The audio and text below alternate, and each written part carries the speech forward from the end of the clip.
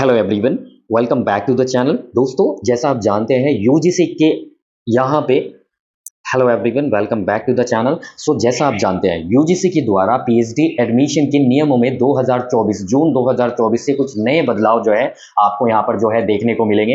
अब पीएचडी में एडमिशन आपका कैसा होगा जून 2024 के बाद, तो इन्हीं सब जो नए रूल्स है पीएचडी एडमिशन के, इन्हीं सब को जो है हम यहाँ पर डिटेल में डिस्कस करने वाले हैं।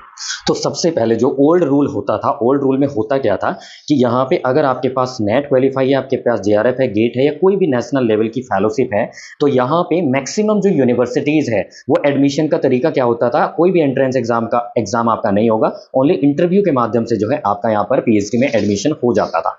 लेकिन अगर आप नॉन नेट है, आपके पास नेट नहीं है, केवल मास्टर डिग्री है, ठीक है, तो यहाँ पर आपको जो है एंट्रेंस एग्जाम, यानी कि आपको एंट्रेंस एग्जाम देना था और साथ में एंट्रेंस एग्जाम के साथ साथ आपको यहाँ पर इंटरव्यू में भी जो है अपीयर होना पड़ता था। ठीक है, मैक्सिमम यूनिवर्सिटीज का यही तरीका रहता था एडमिशन के लिए। अब इसमें प्रॉब्लम जो है सबसे बड़ी देखने को ये मिलती थी कि अगर मुझे पीएचडी में एडमिशन लेना है, पीएचडी में एडमिशन लेना है तो मुझे हर एक यूनिवर्सिटी का जो रिसर्च एंट्रेंस टेस्ट है, जिसको आप रैट बोलते हैं, या पैट पीएचडी एंट्रेंस टेस्ट है, या आप प्रवेश परीक्षा आप बोल लीजिए, प्रवेश परीक्षा जो है पीएचडी एडमिशन के लिए देनी पड़ती थी।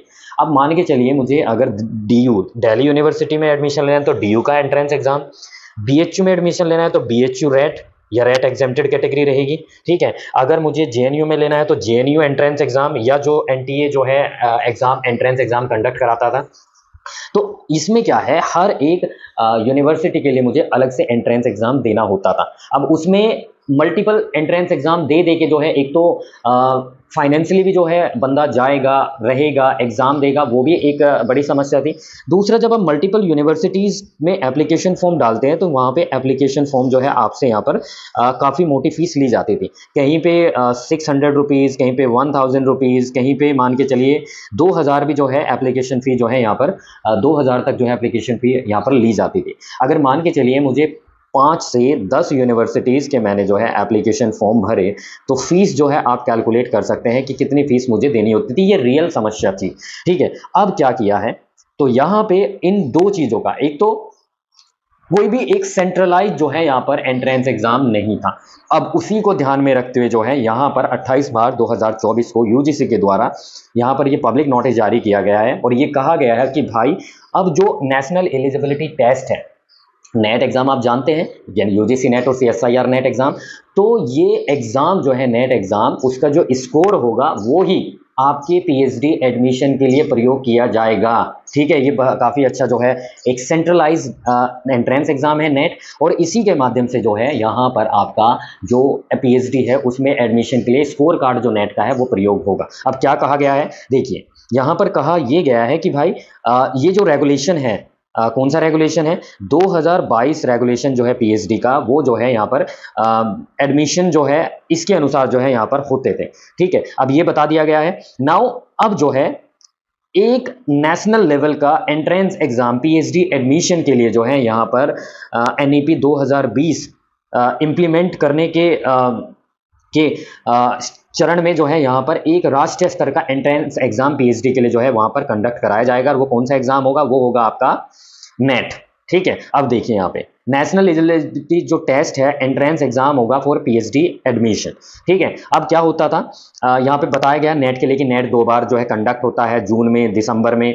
और नॉर्मली जो नेट एग्जाम का जो यहाँ पर जो उद्देश्य होता था, वो उद्देश्य ये होता था कि या तो जो है JRF junior research fellowship, JRF आपको मिल जाता था अगर आप अच्छा खासा परफॉर्म करते थे, या फिर जो है आप असिस्टेंट प्रोफेसर के अपॉइंटमेंट के लिए जो है यहाँ पर जो है अगर आप कट ऑफ पार कर लेते थे तो असिस्टेंट प्रोफेसर के अपॉइंटमेंट के लिए जो है आप एलिजिबल हो जाते थे। ये एलिजिबिलिटी टेस्ट था।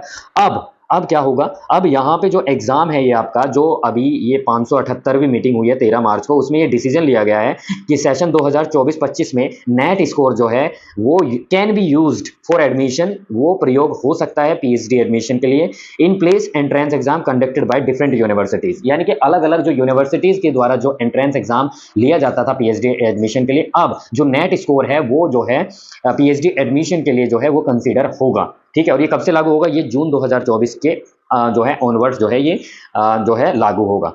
अब यहाँ पे 3 कैटेगरी रहेगी। 3 कैटेगरी क्या है, अगर आपका अच्छा खासा स्कोर आ जाता है, ठीक है, तो आप पीएचडी विद जेआरएफ के लिए भी जो है एलिजिबल होंगे, पीएचडी के लिए भी, जेआरएफ के लिए भी, और appointment as an assistant professor के लिए भी एलिजिबल होंगे। कैटेगरी 2 है, अगर आपके थोड़े मार्क्स कम रह जाते हैं, मान के चलिए, तो आप पीएचडी विदाउट जेआरएफ के लिए एलिजिबल होंगे और असिस्टेंट प्रोफेसर के लिए तो एलिजिबल होंगे ही। तीसरी कैटेगरी है कि मान के चलिए थोड़ा कम स्कोर रह जाता है, तो आप यहाँ पर जो अपॉइंटमेंट है एज एन असिस्टेंट प्रोफेसर उसके लिए एलिजिबल होंगे, ठीक है, और एलिजिबल फॉर पीएचडी ओनली। हाँ, तीसरी कैटेगरी है यहाँ पे कि आप पीएचडी के लिए एलिजिबल होंगे, न कि जेआरएफ या असिस्टेंट प्रोफेसर के लिए, ठीक है। तो यहाँ पे और एलोबरेट किया गया है कि कैटेगरी 1 में क्या है, अगर कैटेगरी 1 में आप आ जाएंगे, क्वालिफाई कर जाएंगे, तो जेआरएफ भी मिलेगा, असिस्टेंट प्रोफेसर के लिए एलिजिबल होंगे और पीएचडी एडमिशन। कैटेगरी 2 में जेआरएफ नहीं मिलेगा, असिस्टेंट प्रोफेसर के लिए एलिजिबल होंगे और पीएचडी एडमिशन। कैटेगरी 3 में कोई जेआरएफ नहीं मिलेगा, असिस्टेंट प्रोफेसर के लिए भी एलिजिबल नहीं होंगे, ठीक है। एंड यहाँ पे आपका पीएचडी में एडमिशन के लिए आपका स्कोर जो है ये यहाँ पर एलिजिबल होगा, ठीक है।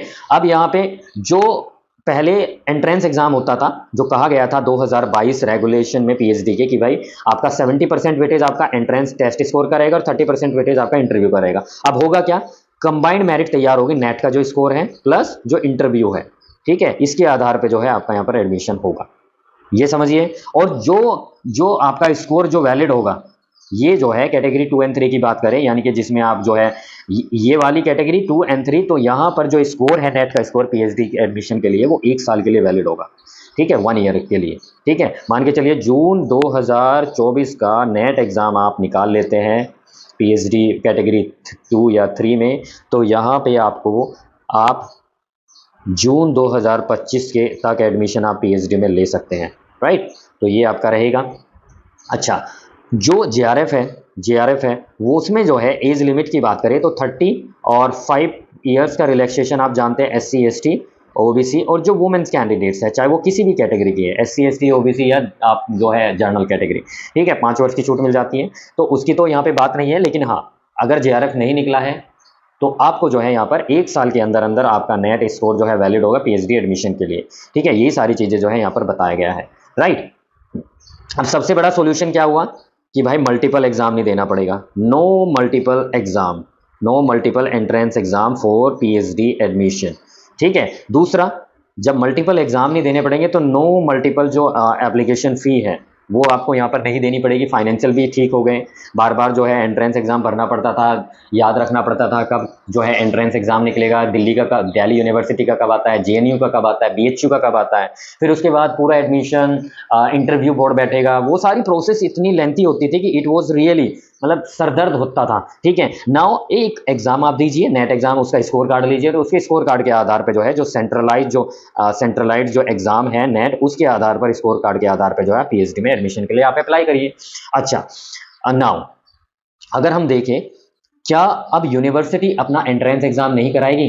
तो कराना तो नहीं चाहिए, लेकिन इसको इम्प्लीमेंट करने में थोड़ा समय लग सकता है, धीरे धीरे ये चीज़ें होंगी। हाँ, एंट्रेंस एग्जाम मैक्सिमम यूनिवर्सिटी अपने यहाँ पे कंडक्ट नहीं कराएगी, लेकिन कुछ यूनिवर्सिटी जो है अपना जो है एंट्रेंस एग्जाम कंडक्ट करा सकती है। ऐसा इसमें जो है ऐसा कोई बाउंडेशन जो है नहीं जो है यहाँ पर रखा गया है, बट हाँ कुछ यूनिवर्सिटीज़ अपना एंट्रेंस एग्जाम जो है वो कंडक्ट करा सकती है, ठीक है। लेकिन मैक्सिमम यूनिवर्सिटी नेट के स्कोर के आधार पर जो है एडमिशन यहाँ पे पीएचडी के लिए जून 2024 के बाद यहाँ पर आपको देखने को मिलेगा।